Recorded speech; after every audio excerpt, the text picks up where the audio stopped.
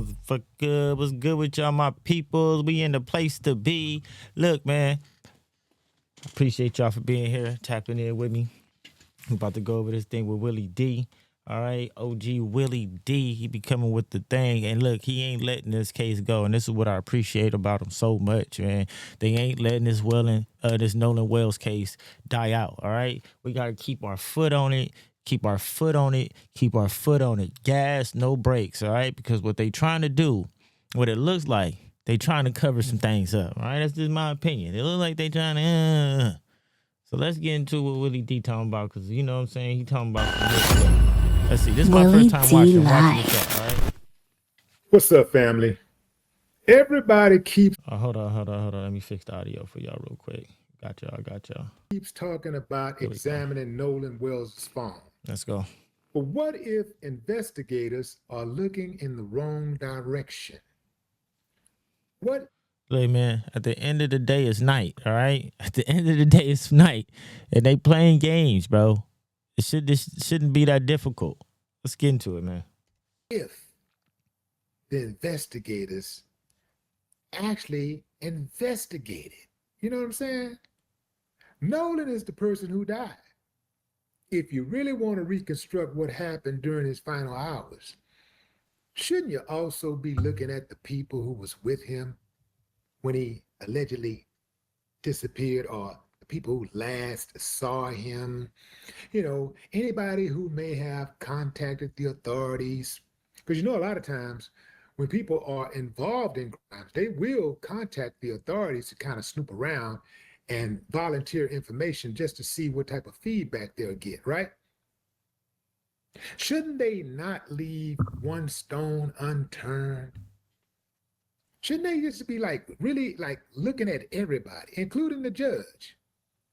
Any adults who were on that boat, shouldn't they also be looking at the grandfather who owned the boat that Wyatt was operating? Nolan is dead, so communications with Nolan stops at that moment. But if somebody is involved in his death and a subsequent cover-up, perhaps, just perhaps, they're still talking. Definitely. Maybe they're covering their tracks. They're talking to their buddies. Hey, this is what you say. This is what you don't say. Right or wrong, fam? Give me a thumbs up if you think they should be examining those phones of everybody, especially the friends. Facts, all facts. Thumbs down if you say, nah, man, you're going too far with it, Willie D. You're going too far, man. All that ain't necessary.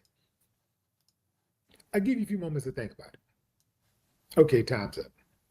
Nolan's phone only tells one side of the story, fam. And that's the digital story. His friends' phones could potentially provide additional pieces of the timeline. Yep. Who called or texted whom? Compare communications before Nolan disappeared. Yep. While people were searching for him and after he was reported missing. Spring roll, anyone? I mean, Spring am I roll? cooking, fam? Am I making sense? That's all I'm trying to do. I'm just trying to make a little sense. That's all. You're cooking, Uncle Willie. You Location cooking. data You could cooking be for critical. sure. Where were the friends' phones during the relevant hours? And does that match the accounts they've given investigators? Look at the group communications. What were the friends saying to each other when they first realized Nolan was missing?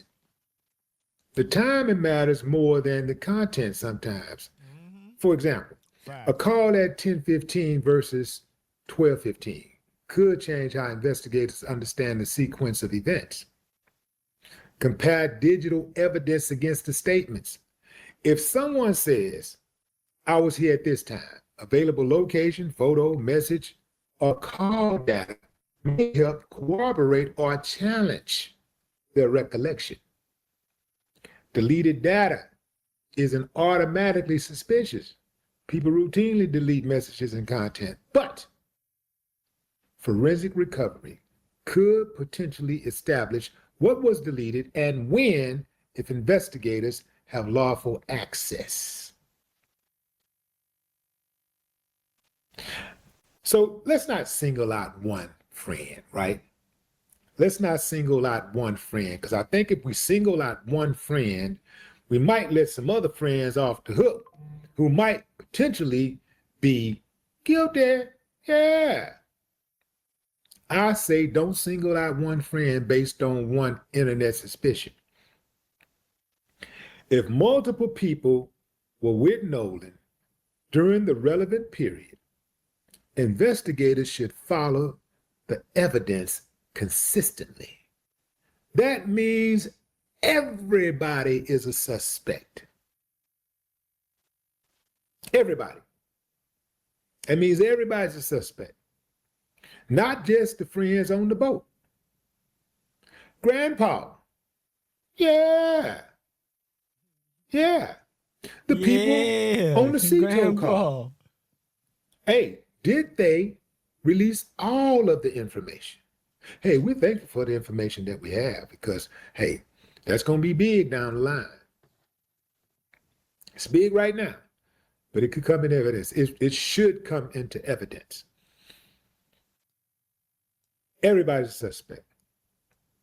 Anybody who knows, even if they're not a suspect on the front end, there are suspects on the back end. If somebody was an accessory after the fact, if somebody knew something, if somebody hid something, if somebody concealed something, you got to check it out. Now, there are legal limits, as some of my law buddies would say. Police generally need consent, a warrant, or another lawful basis to conduct a forensic search of someone's phone. Being Nolan's friend doesn't eliminate Fourth Amendment protections. The key is probable cause.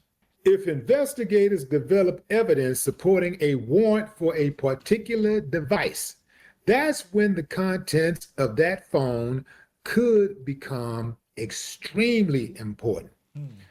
Phone evidence could also clear people. So all these people who are saying that they're innocent, they should have no problem turning over their phones. If someone's digital footprint matches their story, that's valuable evidence too. The goal isn't simply to find guilt. It's to establish the timeline. Follow the evidence and let the truth set you free. Stop thinking of phones only as communication devices.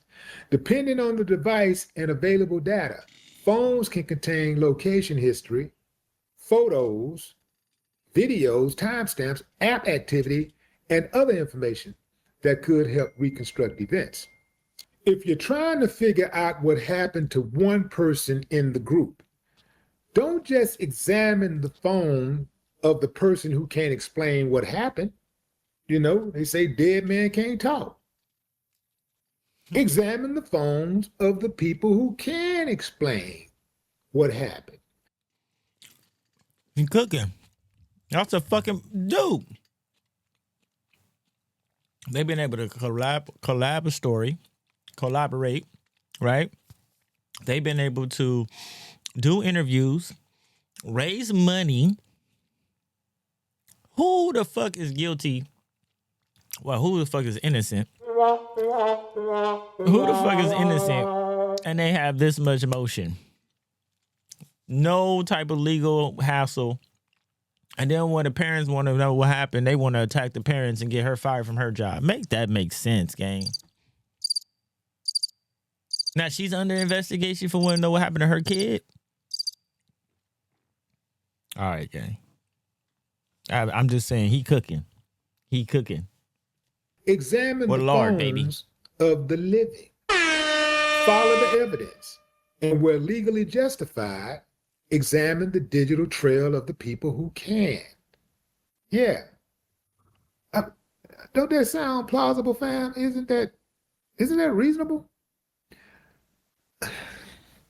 I could take every single investigator's job in Mississippi right now. Because for what I've seen, they have done nothing.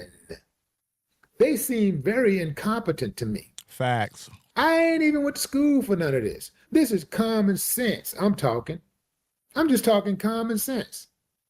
This is me living life experiences. This is using common sense.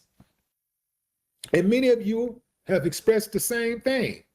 Hell, some of you been saying it from day one. Hey, check the friends' phones too. Don't forget, check the friends' phones. Yeah, check their phones. I say go further than that, though. Check their siblings' phones. Check their parents' phones. Find out if they got burners. See if they're talking on burners. Yeah. Check the judge's phone. I'll take it further than that. Check the investigator's phone. Bet y'all wasn't ready for that one, huh? Yeah. What about the police officers who went to the judge's house before they went to the parents of Nolan Wells's home? How about that? They meet the judge at her house. They give her that courtesy. They make Nolan Wells's parents meet them at McDonald's. Check their phones too.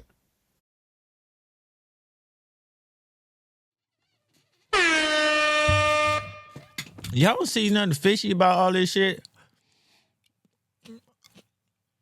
They went to the judge's house. That's a personal fucking relationship. What was said at the judge's house, nobody fucking would know. Yo.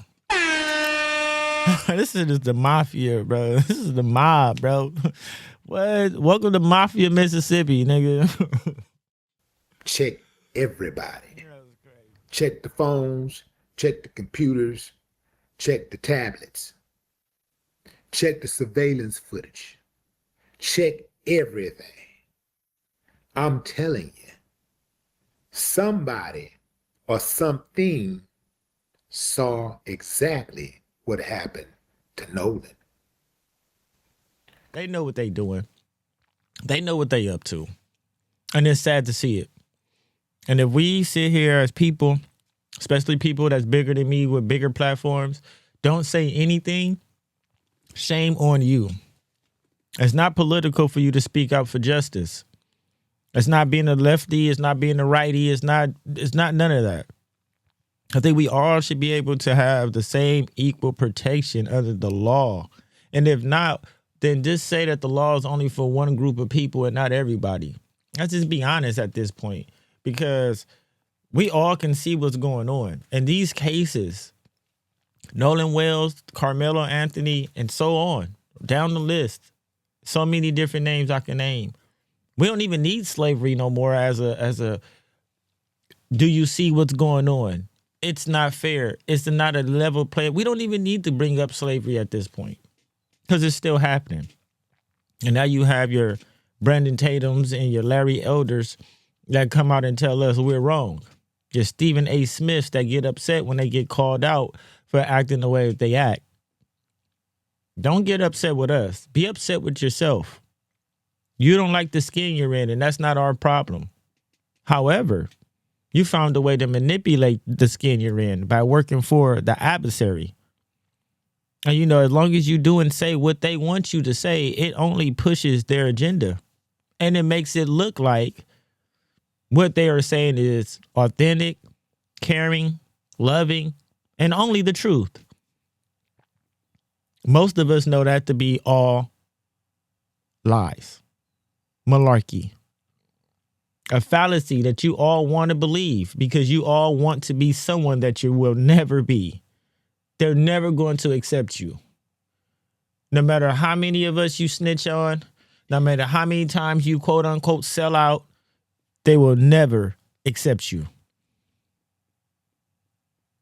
HD Soundwave, thank you for watching the show. We about to wrap up this show. And at the end of the day, it's night. All right. We'll be back. HD Soundwave with another show and another reaction for Nolan Wells, man. Hey, man. Justice for Nolan. Justice for Nolan Wells. And I'll see you guys soon, man. We up out of here.